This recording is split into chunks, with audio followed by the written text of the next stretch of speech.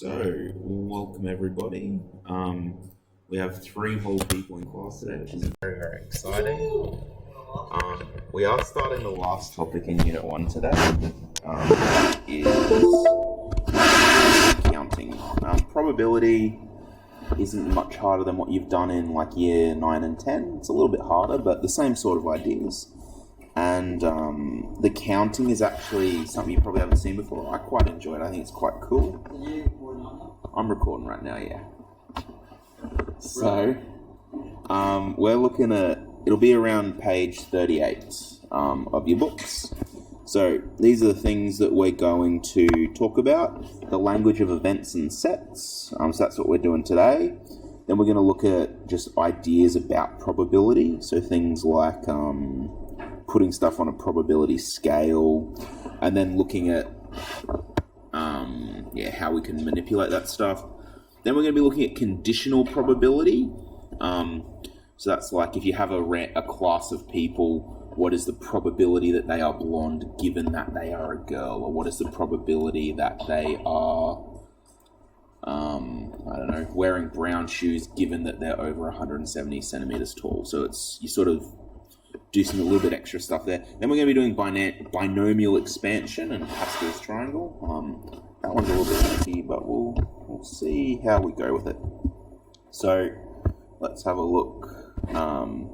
Here we're just going to look at the language of probability. So let's start off. When we're looking at the likelihood of events, there's a specific type of language we use. So if I said P of A, and that's the way you'd say that, P bracket A, P of A, oh my goodness, it's gone off the projector. But you have that in front of you anyway. The way we'd say that is the probability of event A. So event A could be anything. It could be, what's the probability that, it's going to rain today? So in that case, event A would be rain. Okay, that's back up. Okay, the next one. The probability of A hat or A dash, they both mean not A. So what's the probability of it not raining? Sorry? Indeed. The next one, that U symbol. So that its name is union. So the probability of A union B.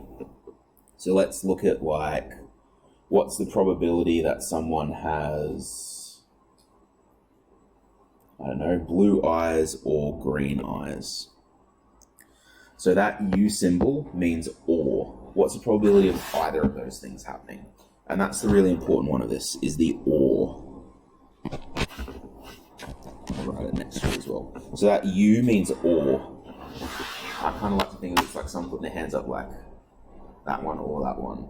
Makes a U shape. That's the way I remember it. The next one is intersection, the N shape.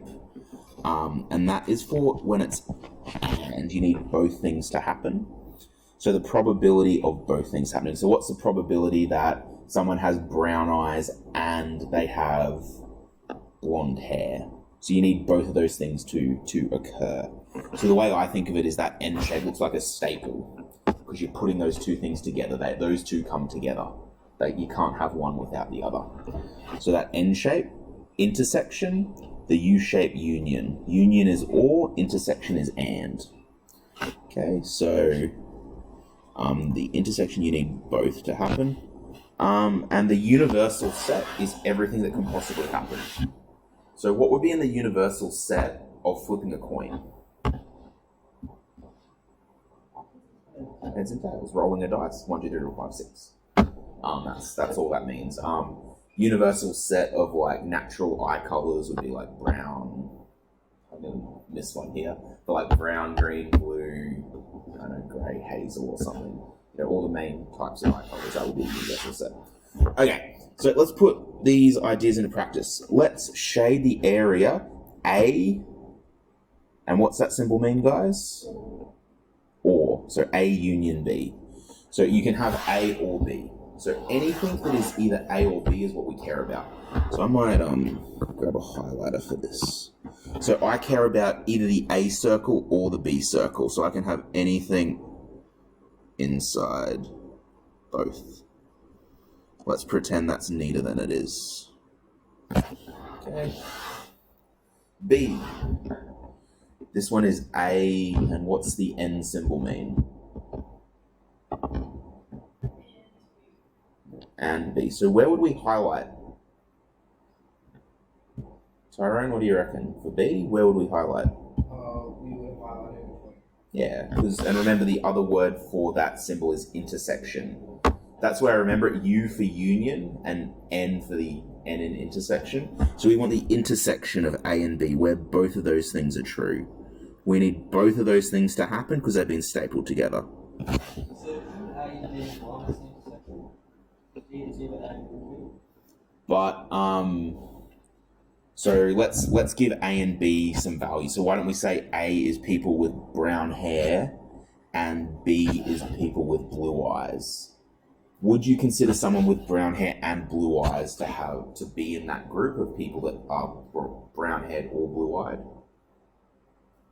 Yeah, so they belong in that group. Even though they have both of those things, they still do belong there. Okay, C. So we want the intersection of A and not B.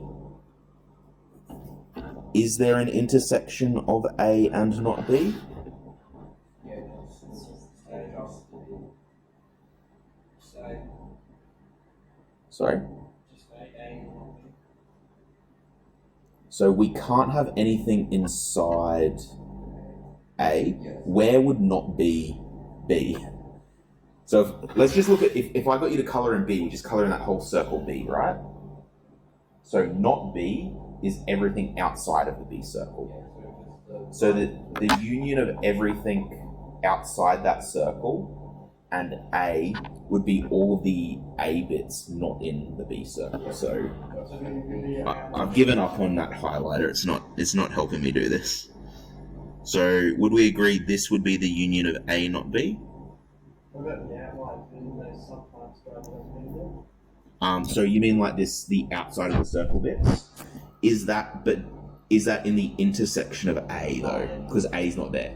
If it was the intersection of not A, not B, then yep, it would be. Alright, let's look at D. Not the the union of A and B. So the union of A and B was our first one. That one where we just coloured in all the circles. So if we just look at not that, it'll be everything else. So that's everything outside. Does that make sense why it's that, guys? Because bar just means not.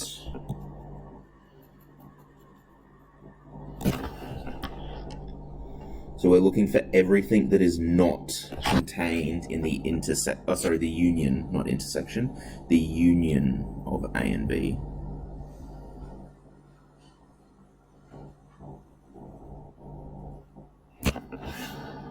Okay, E, universal set. What would we shade in? Everything. I'm not gonna try and do this, I'm just gonna cross hash it and go. That's everything. Okay. For F we want to do not A. Where is not A?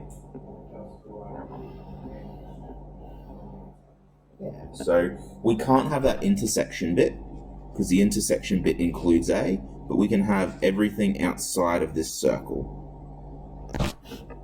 So everything inside that circle we don't want, but everything outside of it we do want. Looks so ugly. Okay. Now let's look at G. This one's really annoying. So we want to first look at the intersection of A and not B, and then we don't want it. So we want the opposite of the intersection in an A and not B. So what makes this a little bit easier, we've already figured out what the intersection of A not B is, which is question C. So we just want everything else that's not in question C, because we want not that. And I'm hoping that that language of not A, not B is making a little bit of sense. So we want all of this stuff, but we don't want to touch inside that A Is it not circle. Sorry? Is it not A as well?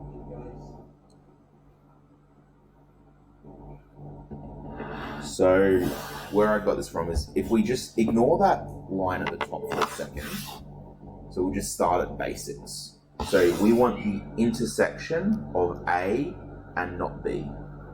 So we figured that out in question C. The intersection of A and not B is just the A circle that doesn't touch B. So what we want now is not the intersection of A and not B, which then makes it everything that's not in question C. Okay. Now I do apologize because that looks horrendous. I started with horrible green highlighter. Actually, question C is the only one that doesn't look horrid. E's particularly bad. Okay, let's keep going. Let's get back to my red pen. So, calculating probabilities. This takes us back to year 8, guys. This is just a really quick reminder. All we're really going to be doing here is doing that old probability stuff, but using our new language around that. So, to calculate a probability, we use the same technique as always. We define it using set notation, though. So, the likelihood of an event happening is the number of elements in A. So that n of A means number of elements in A.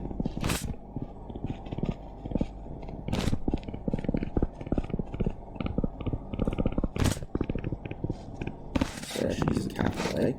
So what I mean by number of elements in A, if A was rolling a 5 or 6 on a dice, how many elements in that set? 2, 5 and 6. And then the universal set for that, like we said before, would be 6. So we can say the probability of rolling a 5 or a 6 on a dice is 2 out of 6, which you already knew. We're just using this different language. So number of elements.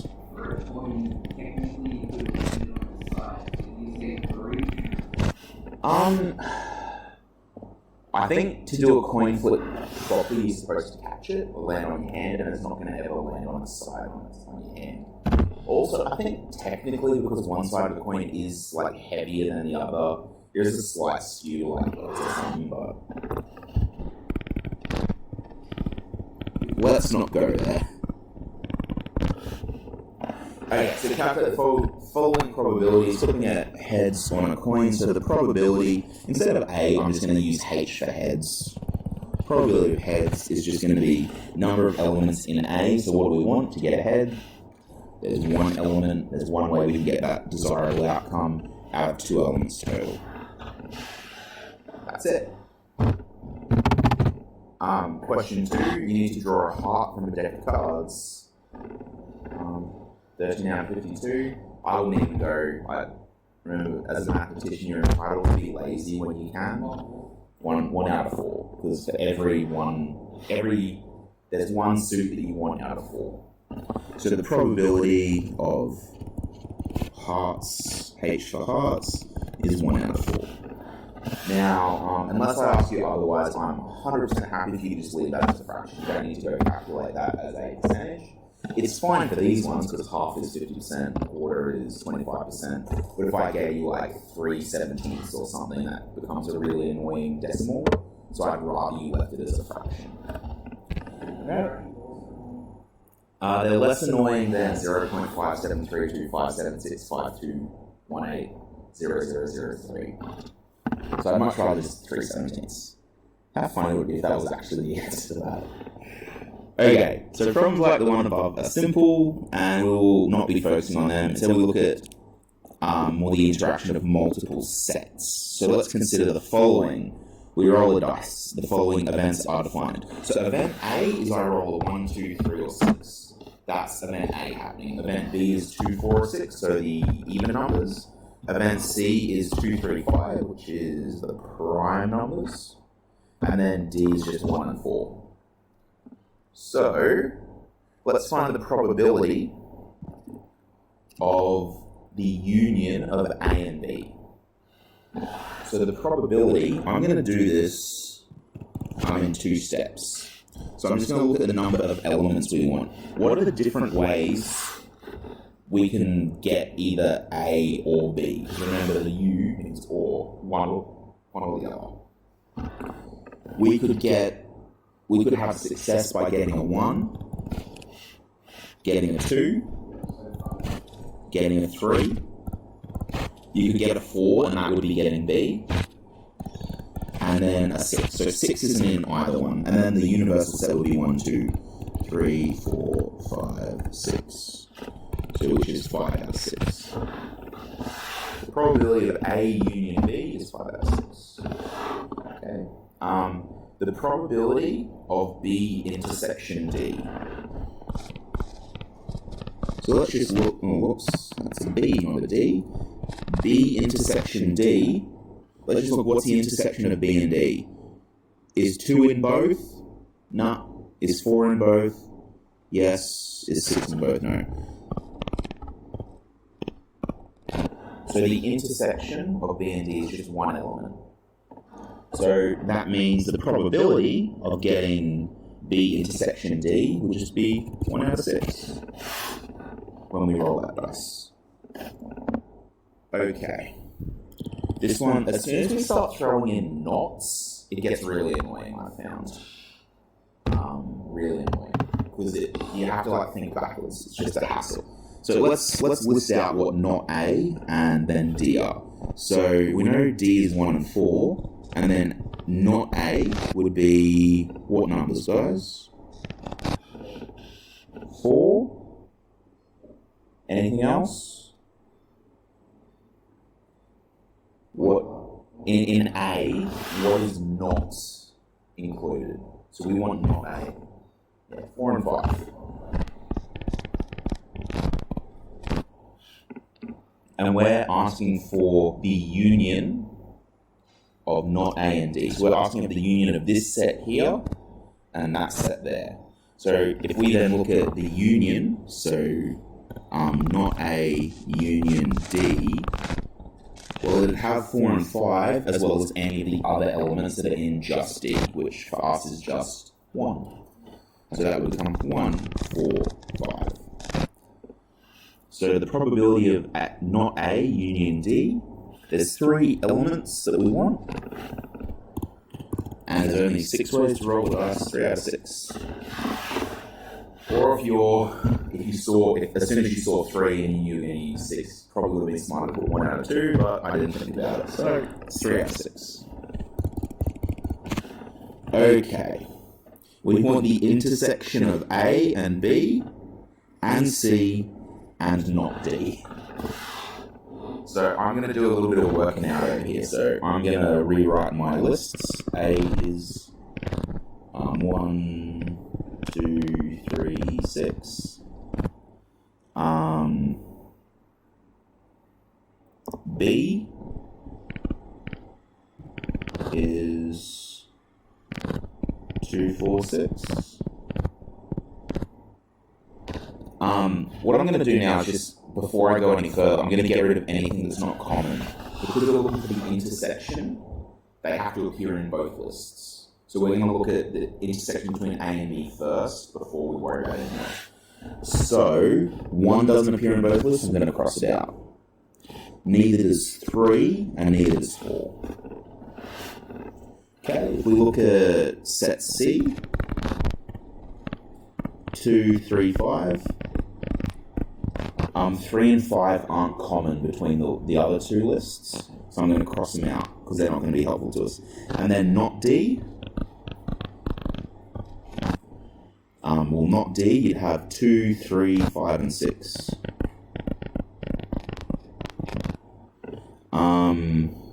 Now looking through 3 and 5, we already crossed out a C. I can see that 2 is common in each list, but 6 is only common to 3 lists. So I can cross out that 6 as well, because it's not in the intersection of all 4.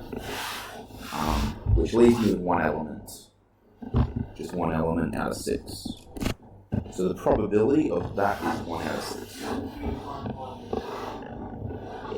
Because the symbol in it is intersection, I need to find what occurs in both lists. Or in this case, all 4 lists. which for us there was only one element that appeared in all 4 of those lists, which was 2. Okay, let's see time mark. Okay, let me just have a look at what the next thing is, because I think we might be able to get through another. Yeah, we'll go through this as well. Then I'll give you some problems to do. Okay. So next idea we're going to look at is relative frequency. So at the moment in this classroom, the relative frequency of males is 75%, because there's 3 males, 1 female in the room. So that probably isn't a good estimate of like the population of this class, which I think is actually more females than males. But it's good to have that information, and the more people we have, the more reliable that data will be.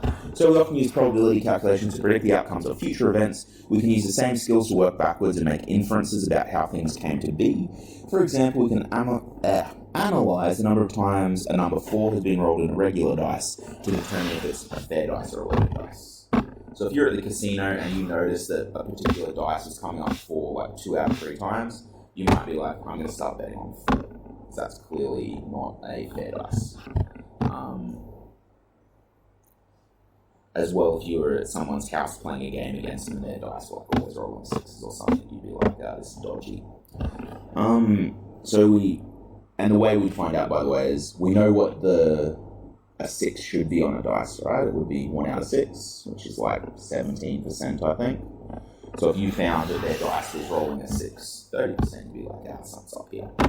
Okay, to find relative frequency, the probability of your event is the number of times that event A occurred divided by the number of trials. So same thing as before, except we're not talking about theory here. In that last one, we were talking about theoretically how many times would that dice roll be A union B or whatever. But this time we've actually done the experiments and we're seeing. Okay, so I forgot that I wrote this for my last school.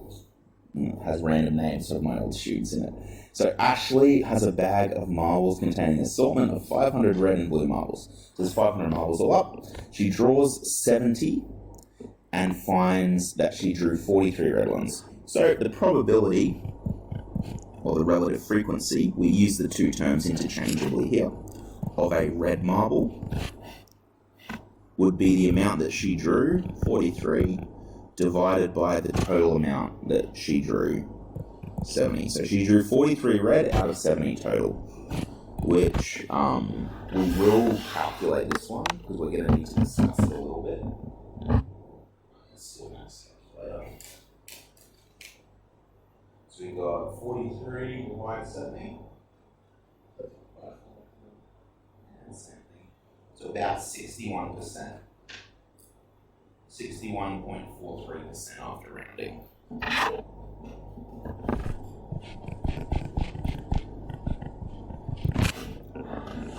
So from our sample, we found that about 61% of the marbles were red. So we can actually extrapolate that data out from B. So that was question A. For B, we can extrapolate that data out to figure out how many in total we expect there to be. If our sample had 61% red, we would assume that the whole bag had roughly 61%, we would assume. So all we need to do to find how many red marbles you guess are in the bag would just be 61.34% of 500. Now in maths you can't use a percentage as is, you've got to convert it back to a decimal. So that'd be 0.6134. Also in maths, what does the word of, what operation does that mean? Sorry? So if I said like 3 groups of 5, multiplication. So 3 groups of 5 would be multiplication, so 3 times 5. 61.34% of 500 means 61% times 500. So we times that by 500. And approximately how many marbles does that give us? We'll round it off to the nearest whole. So I'll use my approximate symbol.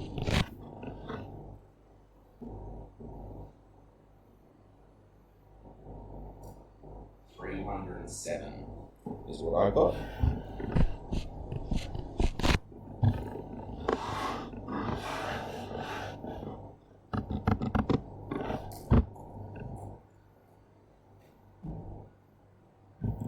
Do you agree? Yeah, it's like 7.9. It's still around. If it was like 307.9, I'd round up to 308 at that point. But this is our guess, about 307 marbles. So it looks like about 3/5 roughly of our marbles are red. So Ashley repeats her experiment, but now she draws out 150 marbles. This time she gets 83 red marbles. How does this compare? Well, let's find out. So the probability, or the relative, oh my goodness, the relative frequency of marbles this time for red would be 83 out of 150, which is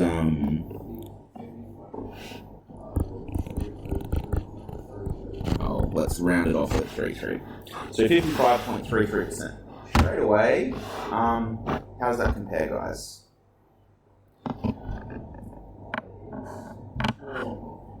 It's a lower number. Yeah, 6% lower. Just gut feeling, which answer, the top one or the 61% or the 55%, which would be more reliable, do you reckon? Why is that? A larger data set leaves less space for anomalies. Yeah. If you happen to get like 3 extra red in that smaller data set, that 3 extra red is relatively larger compared to if you had 150 and you got like 3 extra red marbles just by coincidence than what you'd expect. It would be less dominant, I guess, is what I'm trying to say. So it has asked us a question, so we're going to have to respond. What I'd probably do as well is actually figure out how many marbles would be implied here. So let's find 55.33% of 500.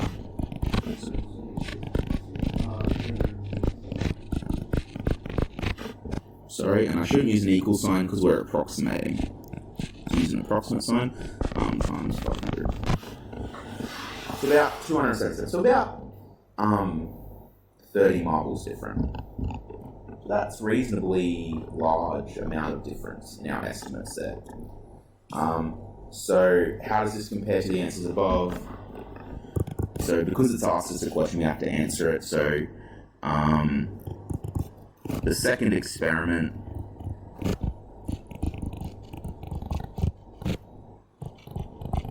implies there are less red marbles. Red does not have an A in it. Red marbles than initially thought. It hasn't asked us to justify which one is more accurate or anything, so we don't need to worry about that.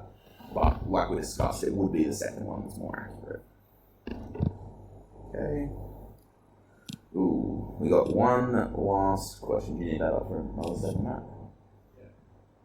So we got one last question, which is the dartboard one. I did steal this from a textbook, but I remember it being really annoying, so we'll see how we go.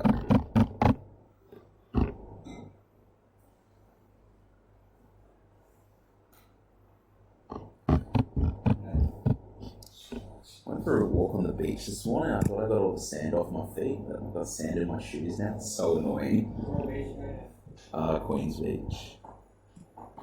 Okay, so let's consider a standard dartboard. Its dimensions, so to the outside. I'm just going to do this here. I like to draw pictures because it helps me. Could be worse. Your socks could still be wet. Well, no, that's the problem. I wasn't wearing shoes or anything. Like, I just went down barefoot. But then I've washed my feet off. I've driven home, and then like I've gotten ready for work, and just like now, like I can feel it between my toes and stuff. I'm just like, oh. Anyway, okay. So I like to have my little thing set up. So the outside diameter. So we can assume that means to the black is 450 millimeters.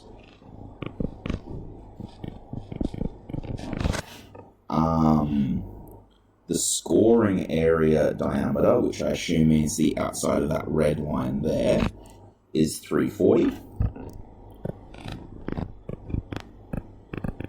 millimeters. The inner bullseye diameter, so that's that one in the middle, is 12.7. I really don't like that they have they started at the biggest circle, then they've gone to the next biggest, and they've gone to the smallest. So I'm going to try and do this in order. So we know that the treble ring width is 9 millimeters. So that means, so the outside of this circle here is, so from that side to that side is 340, but then that inner side, so on the inside of the treble ring, would be how much smaller if the width of that ring is 9 millimeters?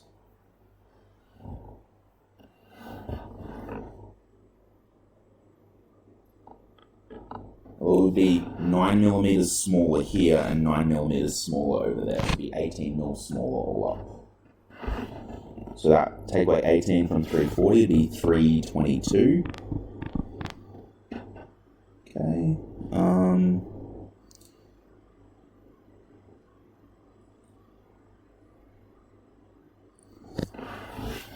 Okay,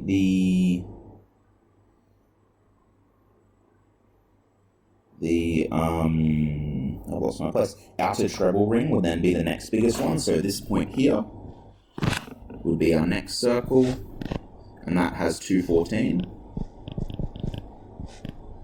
And then the next circle would be this one here on the inside of that, which is 18 smaller. So the next circle would be,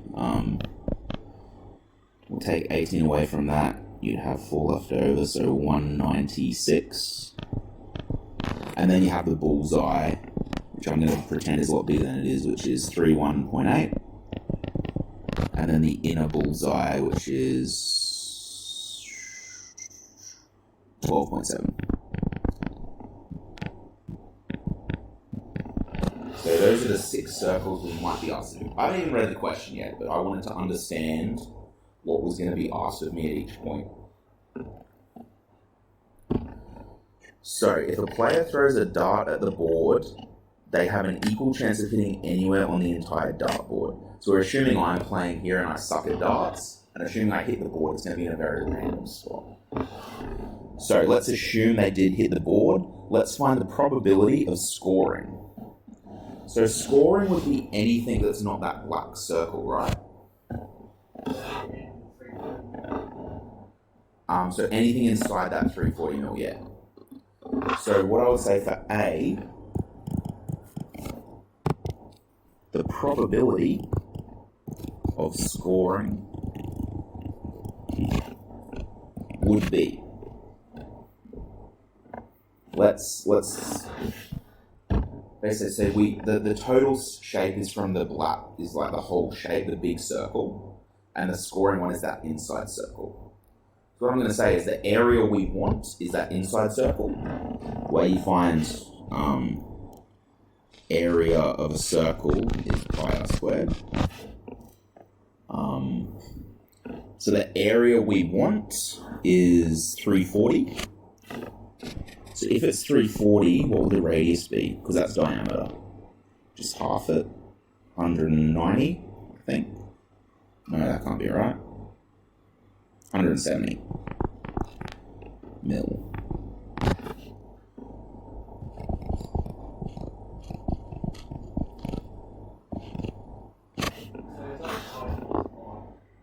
Sorry?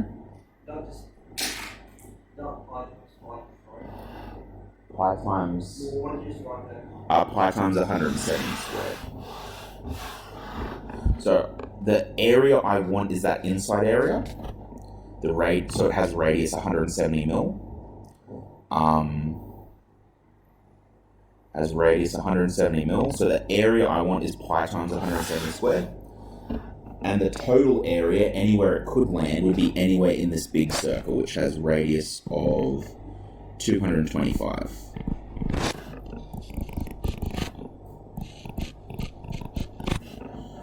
The reason I've done it like that instead of doing them separately is there's a sneaky trick I can do here.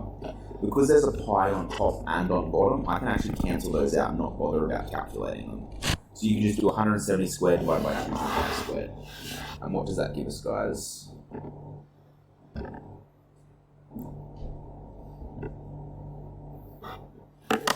Oh my god,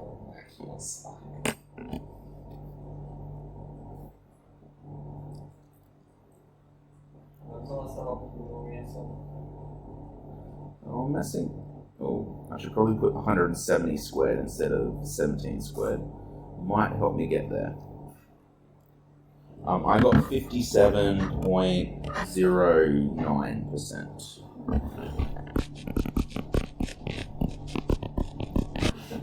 And looking at that picture, that doesn't seem right, does it? Because it doesn't look like that. So what we're saying is that black area is like 43% of it. So the first thing you'll probably think about is the diagram's not to scale. The other thing as well that we don't often think about with circles is area on the further along the radius you get, the bigger the area is. So for example, if you got I think it's a 12-inch pizza and a 14-inch pizza, even though there's only 2 inches difference in the radius or the diameter of them, the 14 inches is almost double the area of pizza. So because of that radius squared, the bigger the radius, it has a very big impact. That's what I'm trying to say. Okay, what's the probability of hitting the inner bullseye? So the probability of the bullseye, we want the inner one. Well, the inner bullseye we said was 12.7 diameter. So there's if you have a look at it, there's the red outer circle and that little orange inner circle. I don't know if that's really how they are in real life. I think I've played darts about 3 times ever. Yeah, it's just the same thing. So we need to figure out the radius of this because that's still the diameter. So that would be 6.35 is the radius. So the chance of getting that inner bullseye would be pi times 6.35 squared, and we're still taking it out of the total area.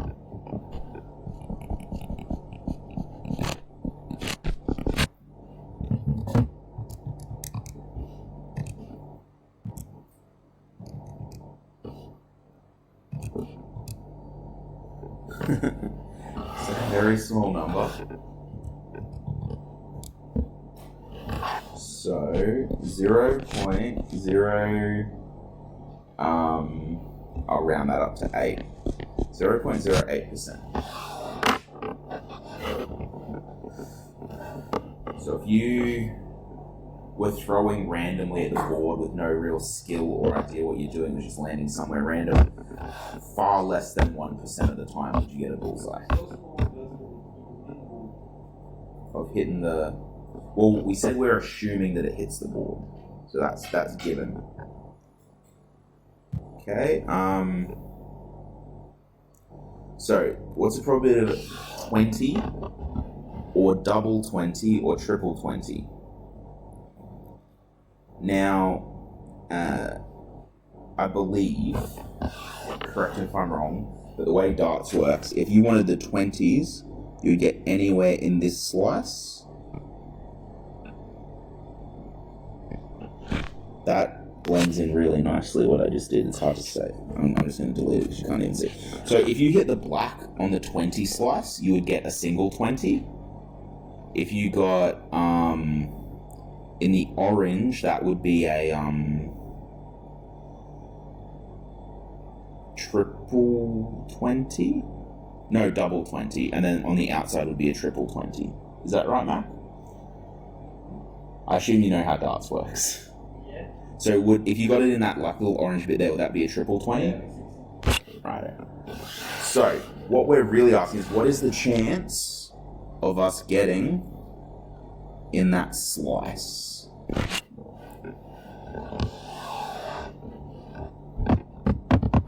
So there's two problems. The first one is we're not looking at the whole circle. The second one is we're not even looking at a whole slice. Because really, that shape that we're looking for sort of looks like this. Doesn't it? Because it's got that little divot from the bullseye out of it. It doesn't go to a point. So let's look at the first problem, that it's a slice. If we just found out as if that slice wasn't there, how would we do it? So if we just ask what's the probability of getting, so instead of asking at 20, if we got any number apart from a bullseye, we just look at that whole inner circle and just take away the bullseye, right?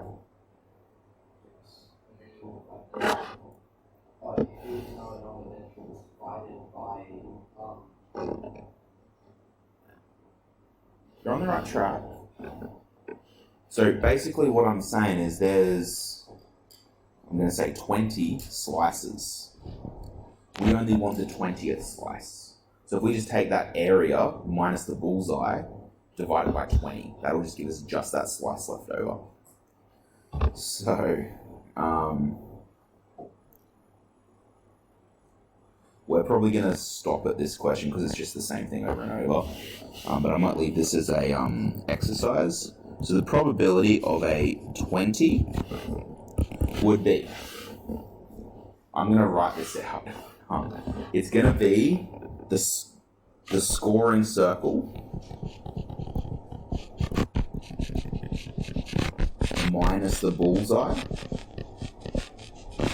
Do you agree with that? That you'd start with the scoring circle, take away the bullseye, and then whatever that answer was, you just divide it by 20 because there's 20 slices around the dartboard. And then you just divide it by the total area. Just be enough to take away the area of the outer bullseye. Yeah, you'd have to take the bigger area. So the scoring circle, we said, is that 170 millimeter radius one. So that would be pi r squared. Oh, sorry, I should replace it with 170. Pi times 170 squared minus the area of the outer bullseye. So we said the outer bullseye is 31.8. So divide that in 2 to find the radius. I just typed 31.8 into the calculator and clicked enter. I'm just like, special. Equals 15.9. So minus pi times 15.9 squared, close bracket, divided by 20, divided by the total area, which is pi times 225 squared. So, all we've done there, guys, is we just looked at the data, come up with a model to come up with the answer, and then all we've got to do is plug it in. So let's do that. Pi, where's pi on these ones? Oops. Pi times 170 squared minus pi times 15.9 squared, close bracket, divided by 20, divided by...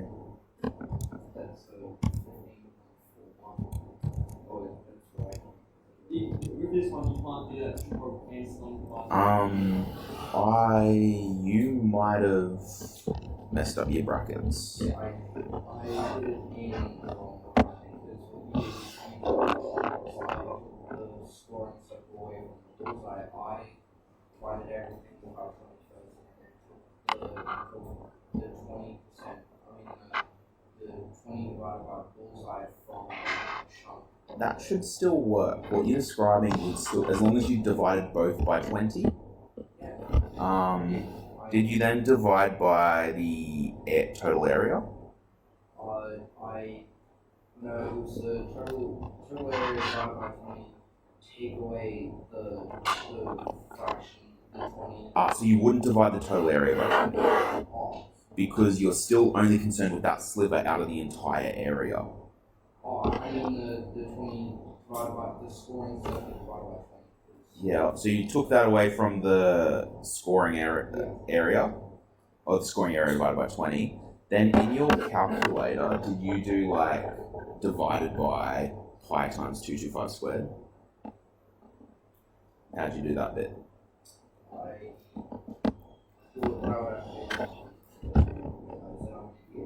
Yeah, you do have to include that bit because that's how we get our percentage. And what I got of getting a in the 20s is 2.83%.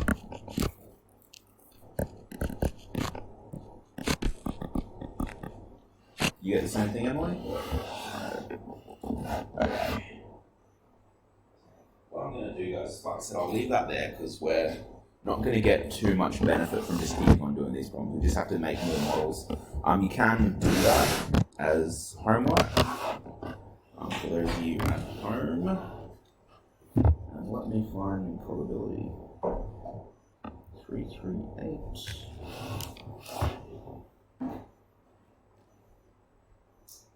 338.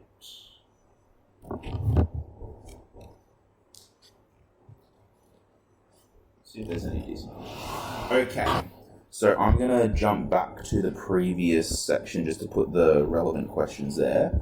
So if we have a look at our set notation stuff over here, can I get you to go to page 337, and I'll get you to do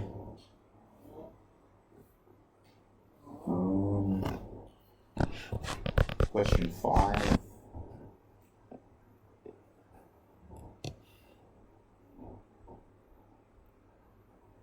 Question 9. One thing I will say that I didn't go through, it has it at the top of page 336. So it should be 336, not 337. But they use the Greek symbol epsilon for the universal set. So if you see that pop up, that's what it means. I didn't talk about that too much. And then I'll get you to do, let's say, question 14.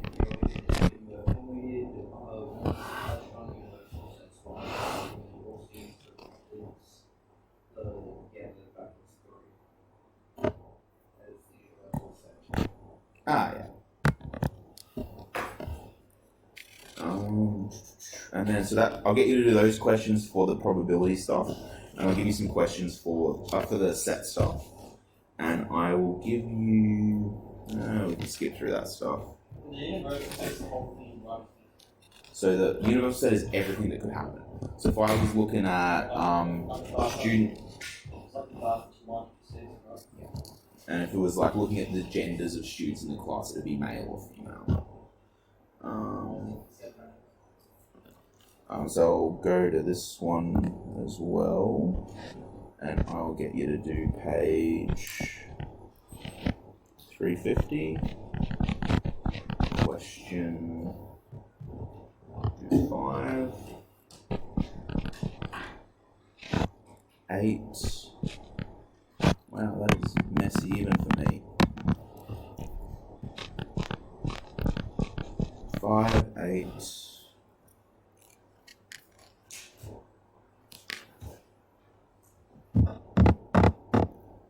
There's a lot of circle stuff. I might get you to do question 6 as well. Well, we've done 2 topics today. Yeah, so we did the set stuff and then we did relative groups. And on that note, I might stop the recording for today.